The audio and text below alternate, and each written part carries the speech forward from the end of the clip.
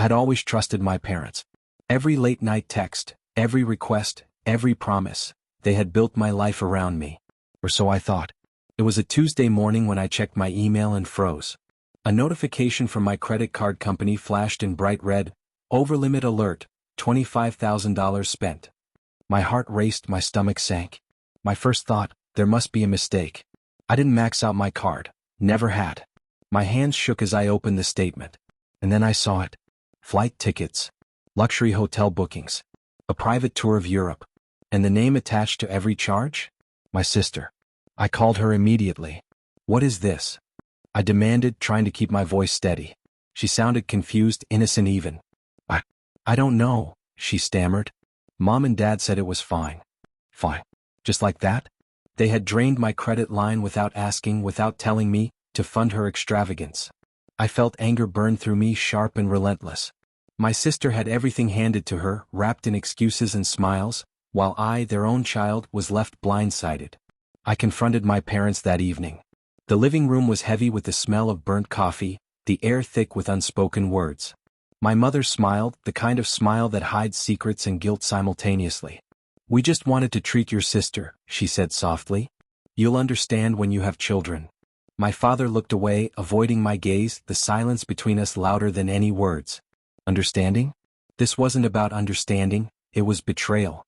A calculated, quiet betrayal that left me exposed, humiliated, financially trapped, and angry beyond words. I sat on the edge of the sofa, staring at the gold card in my hand. $25,000. Their reasoning, their justification could never erase the sting of their secrecy. It wasn't just about money, it was the principle. The betrayal. The trust shattered in a single swipe. I couldn't sleep that night. Every thought circled back to that card, to their voices, to the quiet smiles they wore when I walked into the room, pretending everything was normal. I kept replaying their words, their justifications, the way my sister had giggled at my stunned silence. It felt like a performance, and I was trapped as the audience. The next morning, I called the credit card company. I needed facts, a paper trail. Each transaction was itemized, each booking meticulously documented. Hotels in Paris, a private yacht in Italy, first-class flights across multiple countries. All of it had been done without my knowledge, without a single conversation.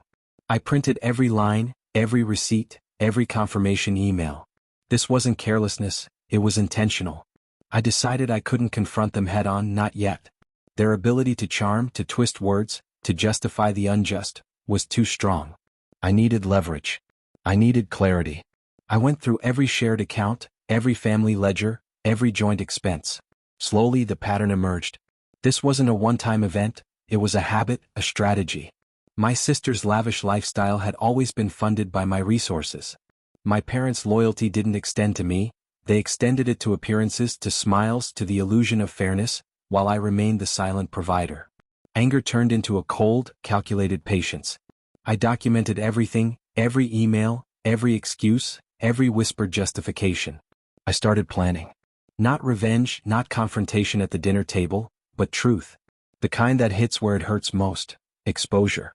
I realized that money wasn't just a number, it was control. And they had assumed control over my life, my finances, my trust.